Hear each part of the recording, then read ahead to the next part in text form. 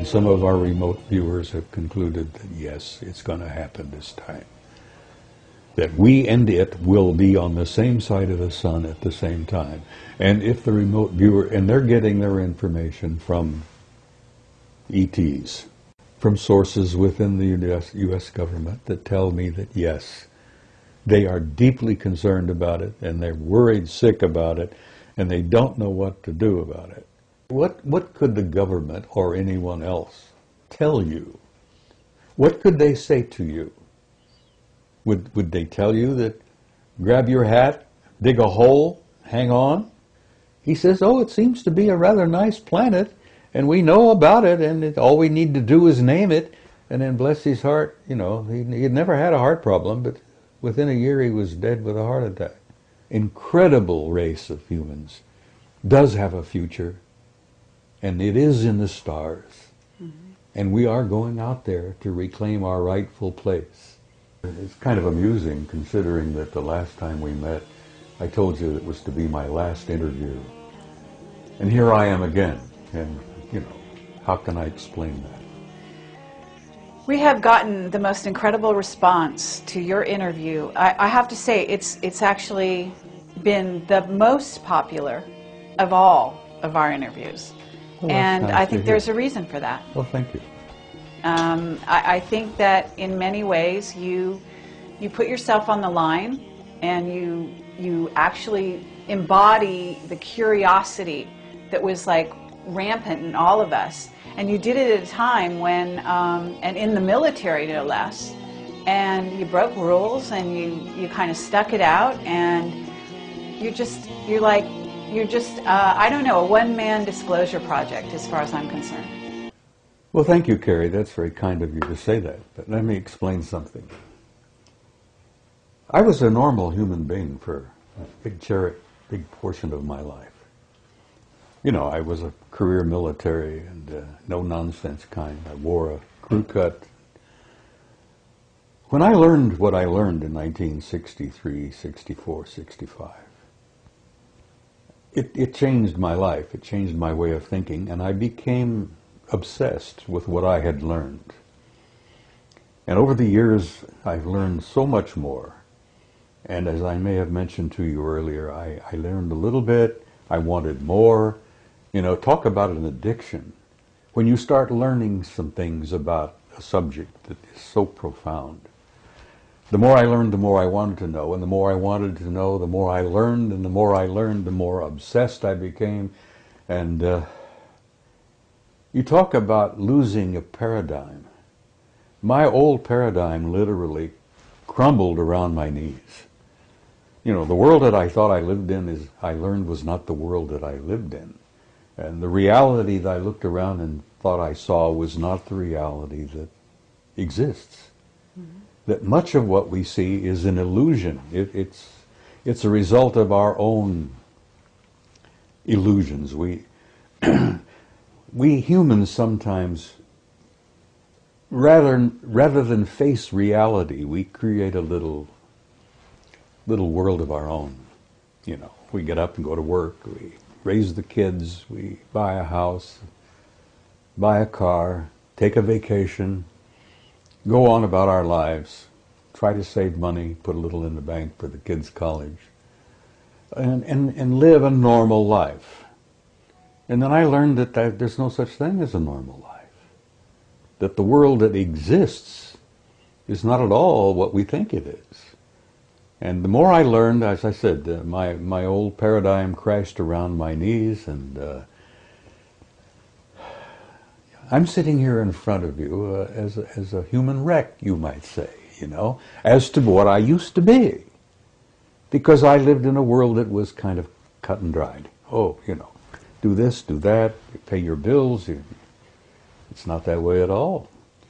Well, let's cut to the chase here, because you have come forward. Actually, you contacted us, I'm going to say, and said you've got something new to say. You've got something new to tell the people. And I know you're going to be speaking at the Bay Area conference, and this is amazing.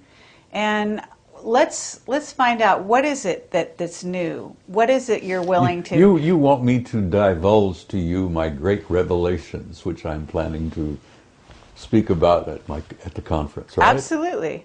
And you know, this video will not be edited and out there before the conference, so you don't have to worry that we're not going to ruin it for the viewers of the conference. Well, there's lots of little tidbits that are kind of interesting to me.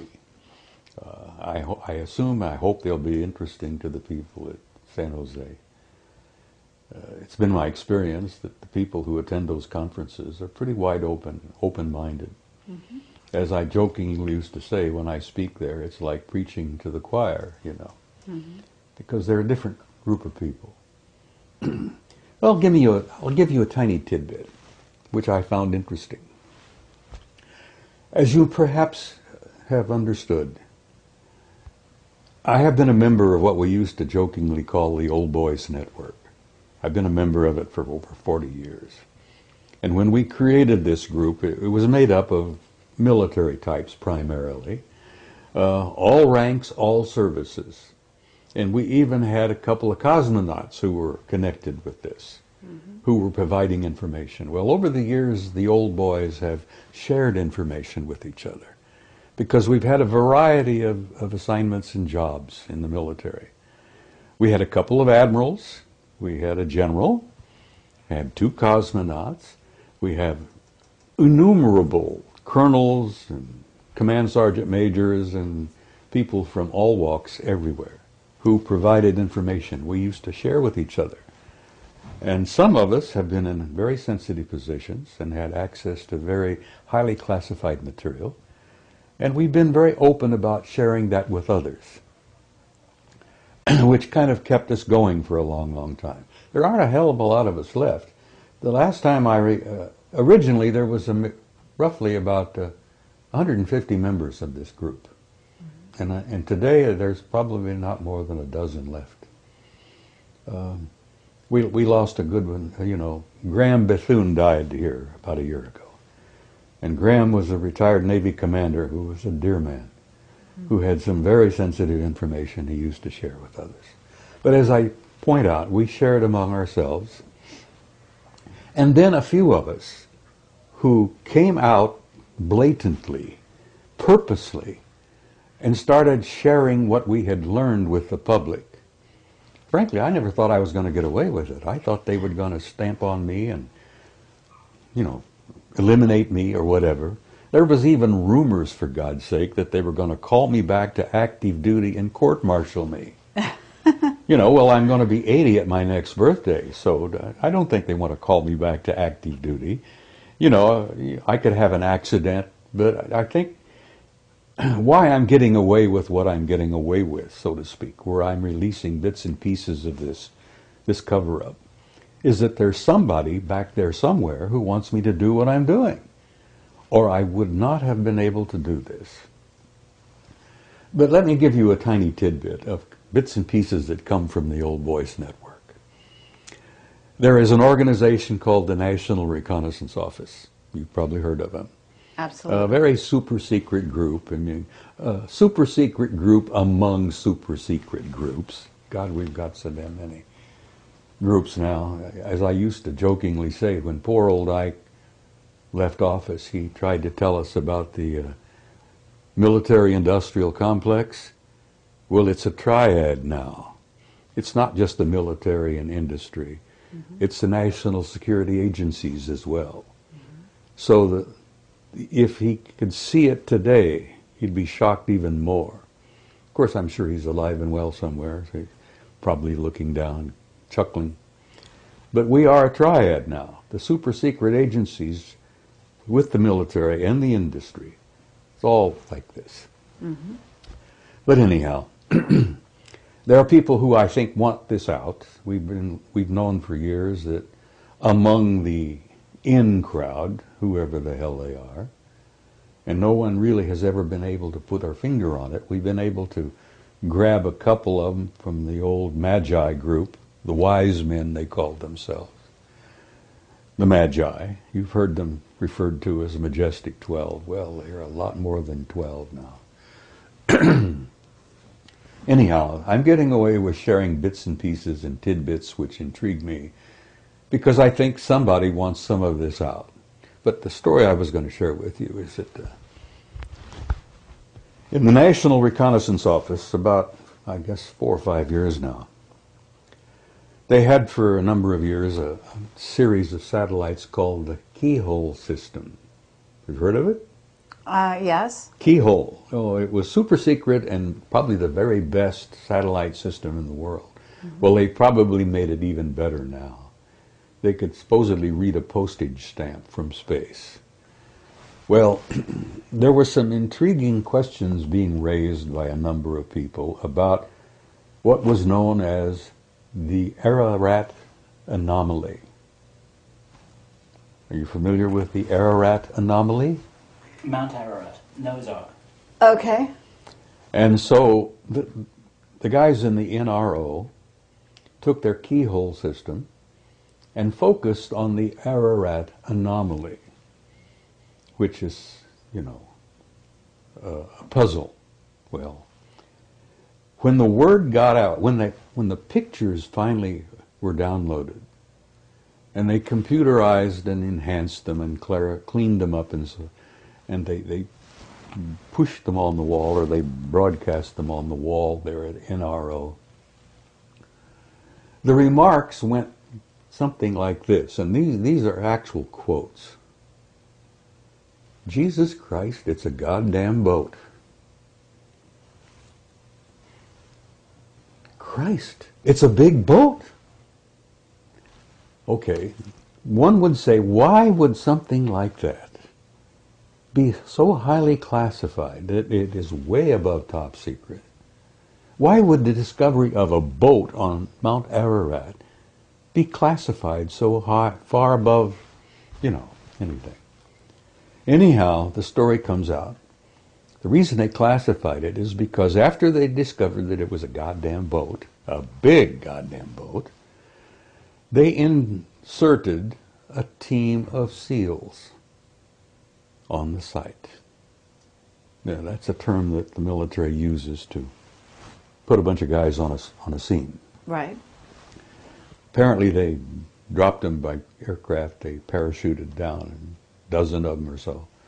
They inserted them onto the scene, and these guys spent several days in this goddamn boat.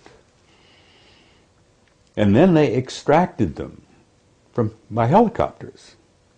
And when they extracted them, the guys brought with them some anomalous artifacts, which have never been described or named. But those anomalous artifacts is what led to this whole thing being classified not only top secret, but way the hell above.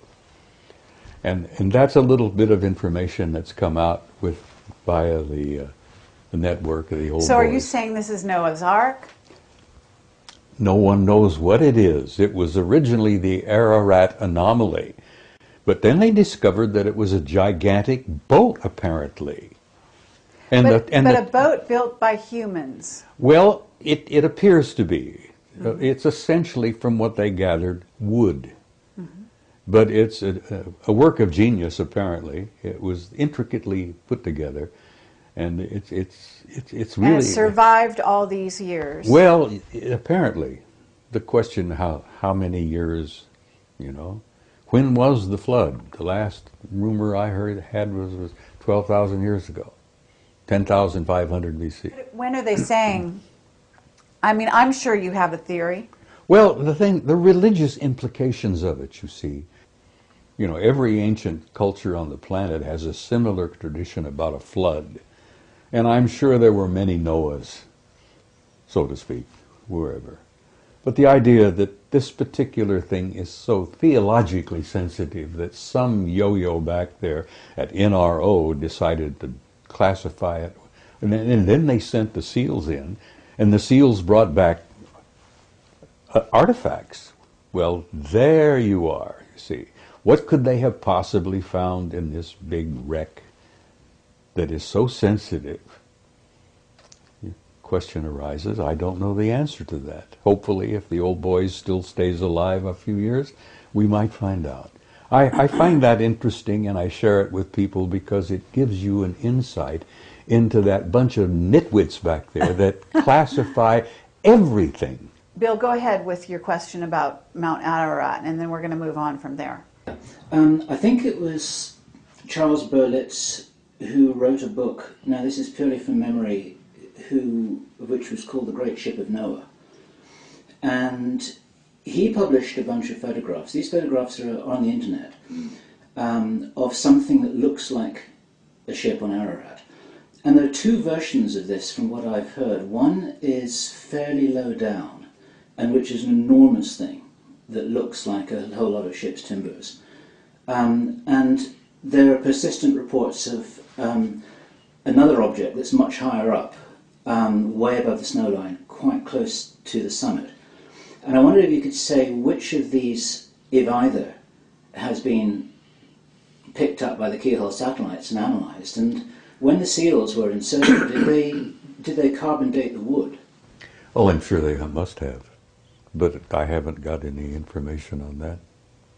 My guess is, Bill, that the seals were inserted on the one toward the top, up above the snow line. That's the indication that I got, that was the one that they went in, they landed, they dropped, they parachuted in. Spent a number of days up there, apparently. But what they brought back in the terms of anomalous artifacts is the thing that intrigued me. Why would they classify it so far above top secret? But that bunch of nitwits back there, and I've known some of them over the years. I've worked with some of them. And I think they are a bunch of damn nitwits. You know, there's no damn reason why they've classified so much. Mm-hmm. What year was this when the seals were sent in? About 5 years ago, from what I can gather. Really? Yeah. That's bizarre. Well, the Keyhole program was really big in the late 90s. Now, I'm sure they've got satellite programs that are even better now. We've got civilian programs that are so damn good that the Department of Defense will often go to the civilian contractors and buy photographs taken by civilian satellites that are outstanding. So it leads you to suspect maybe how much better could be some of our DoD satellites. Right. You know, they have classified Lake Vostok. They took it away from JPL, who was monitoring it, and, you know, with satellites and all. You're familiar with Lake Vostok in Antarctica? Oh, no. Oh, God, that's a sensitive story in itself. Under the ice in Antarctica, there is a freshwater lake, deep, deep down under the ice, that's 100 miles long, about 50 miles wide. Fresh water. The temperature in the damn lake is about 65 degrees, which is pleasant swimming, you might say. But at the end of Lake Vostok is what's known as a gigantic mass con, a mass concentration of metal, very similar to the mass cons they discovered on the moon. Gigantic circular-shaped metallic objects deep under the ice at the end of Lake Vostok. Highly classified. JPL had it. National Security Agency took it away from JPL. It's one of the most sensitive things in the world now as to what is the anomaly at the end of the lake, the mass concentration that is so easily picked up by satellites. Another top secret, you know? Mm-hmm. The common folk, you're not supposed to know that. Right. Why? Well, you can't handle it, you see. The implications of it are just too vast. Well, tell me this. Do the Chinese know it? Oh, I'm sure they do. As you may know, the Chinese now have gone into space in a big way. It never gets into the newspaper, but the last I heard, the Chinese have a satellite orbiting the moon. taking lots of pictures. Well, I'm hoping that the Chinese publish a lot of those pictures, because our own NASA people took many, many pictures. The Army took thousands of pictures under the Clementine Project. Are you familiar with Clementine? I've heard of it. It was not a NASA program, it was an Army program, Department of Defense. They took thousands of pictures. They've only released a dozen or so. They took pictures all around the moon, backside, bottom, top, everywhere. Well, are you in touch with Richard Hoagland? I know Richard. He's a good friend. Okay. So you know some of his recent research? Well, I read his recent book, which is dynamite. Uh-huh. Okay. You know about the secret space program? Oh, yeah. And you know about the von Braun and the Nazis and what's been carried over to the U.S. Oh, honey, it's political bigger system? than that. Okay. Well, much bigger. But when I raised up Richard Hoagland's information and the stuff that he's bringing forward about von Braun, the Nazis, paperclip, and you're saying it's much beyond that. So it where is. are we going with well, that? our original space program was all the product of the Nazi Party. Without von Braun and his crew and the paperclip program, I don't think we would have gotten to the moon when we did. We certainly wouldn't have beaten the Russians. Of course, the Russians grabbed their crowd. They also went into Germany and grabbed a bunch of scientists. And then the Russians have a tremendous scientific program of their own. They didn't need Nazi scientists. They would have eventually done it on their own anyhow. But one of the biggest secrets of all is the secret space program, the fact that NASA is, it's like Blue Book used to be. I think it's a public relations front. Right, yeah. Blue Book never handled the real good stuff, and everybody knew that, except the common folk out there, who were diddled regularly and never told the truth about anything. But the big secret seems to have been for so long is, why are we keeping classified the enormous facilities on the moon? And they're not ours. Whose are they? Well, that's a good question. I can tell you flatly who they are. Okay. You familiar with the term Anunnaki? Absolutely. All right. Well, you really have to understand Zecharia Sitchin's work to really grasp where we stand today in relationship with this group of intelligences, and I'm not speaking of one, there are several. The last I heard, there were 4 different groups we were relating with.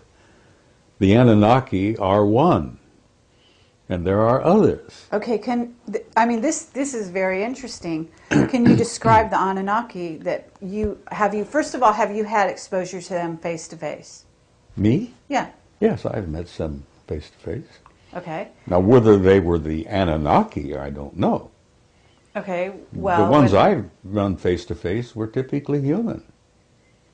Typically human. I mean, they could put on a suit, tie, a dress, blue jeans, T-shirt. Okay. Walk in our midst and you would never know. And they weren't 9 feet tall or higher? No. The ones I've met and the ones I've seen aboard the ships are not that big at all. They're just like us. So we're dealing with 4 different groups that I've concluded, my own personal view. Okay. Yeah, you might talk to Jim Sparks and he might tell you there are 8 or 10 or a dozen more. I don't know. I can only tell you what little bit I've learned over the years. There are 4 different groups that I've encountered, and they're all humanoid. One group is completely human. And not all of the Anunnaki are 9 feet tall.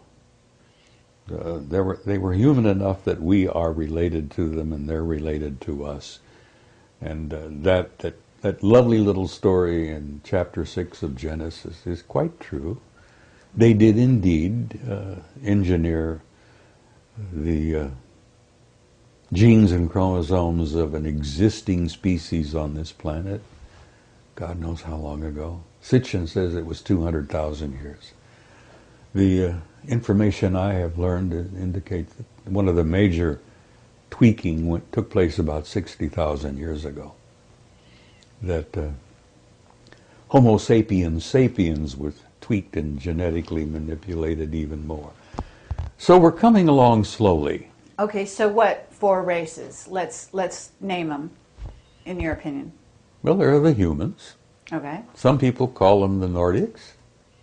Then you have guys that are very pale and very tall and very broad, which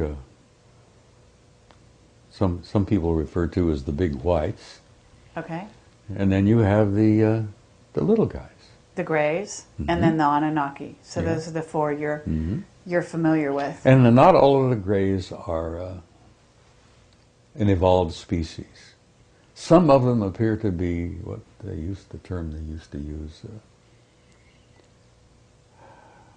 They were an artificial life form. Androids. Yeah, they were humanoid androids, but they were constructed. They're laboratory products. And they often wondered why, in cases of crashes, where there were survivors, that some of them didn't come back and try to retrieve.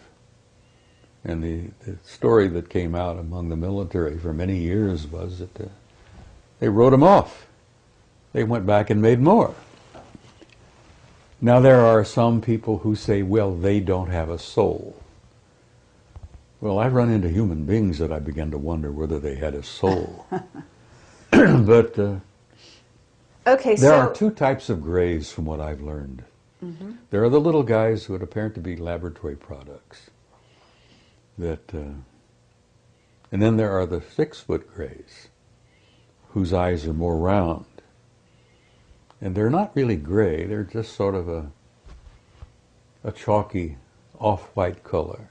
And they seem to be an evolved race all of their own. And I think those were the ones that probably ran into Betty Hill and Barney at the incident many years ago. Have you heard about Dan Burish talking about the Orions that are sitting in ships along with the military, actually watching the planet right now? I've heard bits and pieces of that. I don't know too much about Dan's story. He's come up with a great many things. Okay, but this is just new information that he's actually come forward with. Well, and they're watching the planet to see what happens and whether or not we have a catastrophe of any kind, and whether they might have to step in. We have photographs, and many of them I'm going to share and show. I have slides, photographs of gigantic objects. I'm talking about humongous objects in space. And many of them are in satellites around their orbit around the planet. Many of them are in orbits around the moon, around Mars. I have a couple of pictures that I'm going to share that I got from a Soviet cosmonaut on what happened with the Phobos thing. The Russians, their famous Phobos rocket system that they sent up there some years back, which got knocked out of orbit by an anomalous object that came up from the surface. But it had taken a number of outstanding photographs before it was damaged and crashed. Okay, you called it an anomalous, object that came up from the surface, meaning the surface of the Mars. moon? From our Earth. Yeah. Okay. No, the Phobos program was sent to Mars because they had hoped to land a lander on the satellite Phobos. There are 2 circling Mars, which are anomalous. Again, that fantastic word, anomalous. Astronomers consider them anomalous because, first of all, they're going in the wrong direction for a natural satellite, whatever that means. They're too small to be natural satellites, and they're too close to the surface of Mars to have survived. Because if they were natural, they would long ago have been brought down and sucked in by gravity and crashed. The fact that they're still there puzzles everybody. So the Russians said, we're going to land on Phobos. It's about 12 miles in diameter.